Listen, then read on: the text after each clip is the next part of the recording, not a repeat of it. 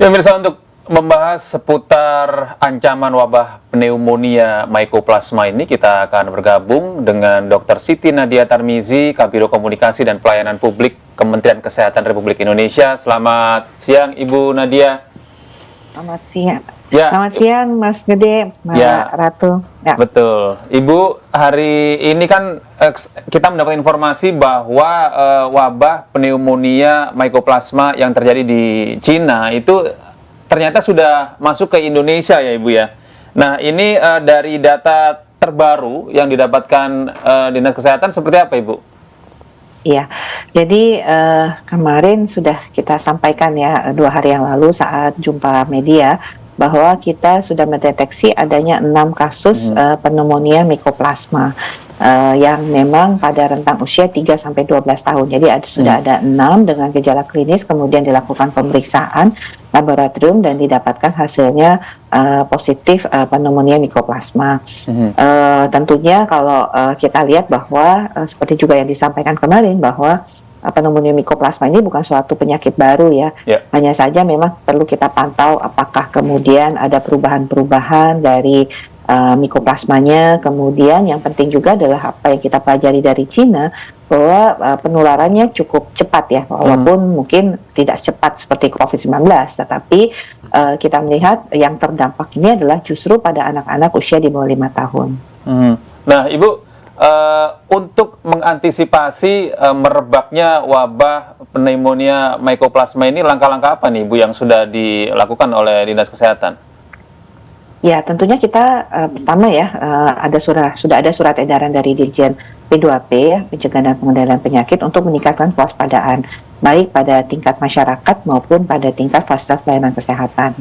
Jadi masyarakat, terutama orang tua, itu diminta untuk betul-betul memperhatikan kondisi anaknya.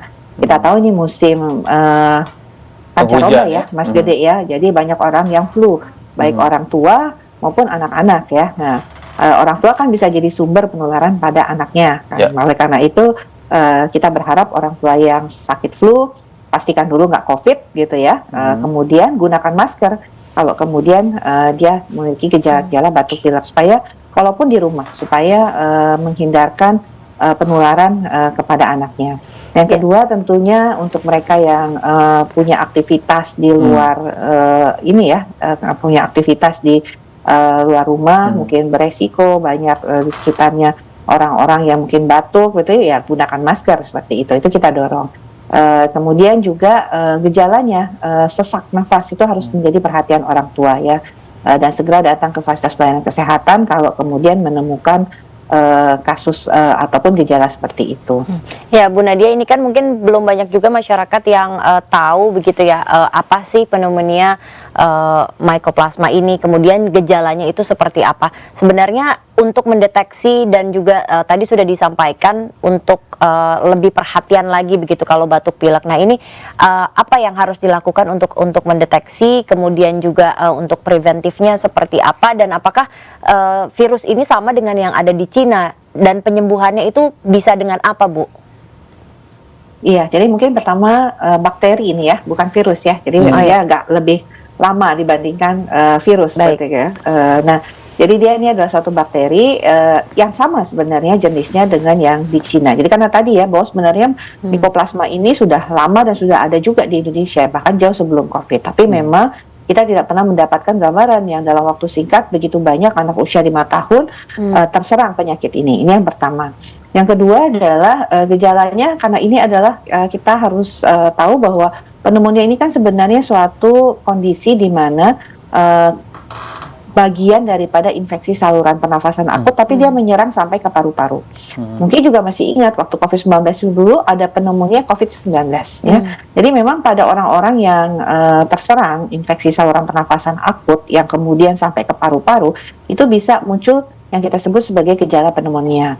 Nah, pneumonia ini macam-macam, misalnya pneumonia Mycoplasma, pneumonia oleh pneumococcus yang banyak di Indonesia, dan juga bisa juga pneumonia oleh mikosis atau yang lainnya ya. Jadi banyak sekali yang bisa menyebabkan kondisi munculnya pneumonia ini. Nah, gejala-gejalanya karena dia adalah infeksi saluran pernafasan akut, ya hampir sama bisa demam, batuk, pilek, pokoknya yang menyerang saluran pernafasan, sakit tenggorokan.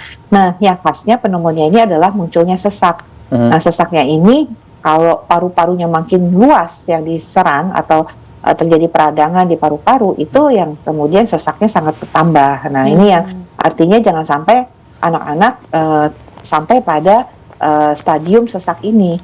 Nah, mendeteksi sesak ini merupakan tantangan ya, Mbak Ratu dan Mas Gede ya, karena kan anak-anak kan nggak mengeluh sesak ya, tiba-tiba dia udah kesulitan bernafas. Nah, ini makanya kemudian orang tua harus memahami. Yang kedua adalah tadi kita sampaikan karena cepat menular. Kalau belajar dari yang di di Cina kan bahwa dia banyak sekali anak-anak yang tertular. Nah, ini kan kita harus waspada, terutama mungkin anak-anak bersekolah atau beraktivitas atau bermain di tempat-tempat umum.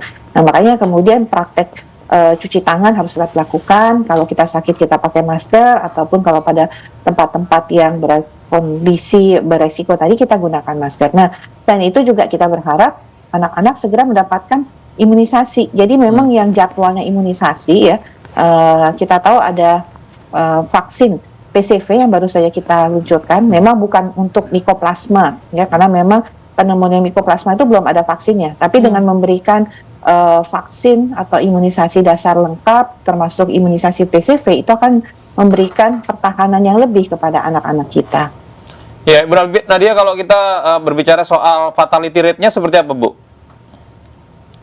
Dari data yang disampaikan oleh Otoritas Kesehatan Cina, ini tergolong penyakit dengan kondisi sedang ya. Semua yang dirawat di Cina itu kemudian sembuh dalam perawatan 5-7 hari. Tidak ada yang kematian dan tidak ada yang kemudian dengan kondisi berat. Nah, ini yang sama juga kita dapatkan di 6 kasus kita ya. Dari 6 kasus tersebut hanya 1 yang perlu dirawat, bukan karena berat ya, tapi memang kesulitan untuk makan gitu ya. Anaknya mungkin rewel seperti itu. Dan setelah dirawat 4 hari itu kemudian sudah bisa dipulangkan. Yang lain hanya rawat jalan. Iya, baik, terima kasih Ibu Nadia atas informasinya. Selamat Salam sehat pagi, selalu, Bu. salam sehat, assalamualaikum.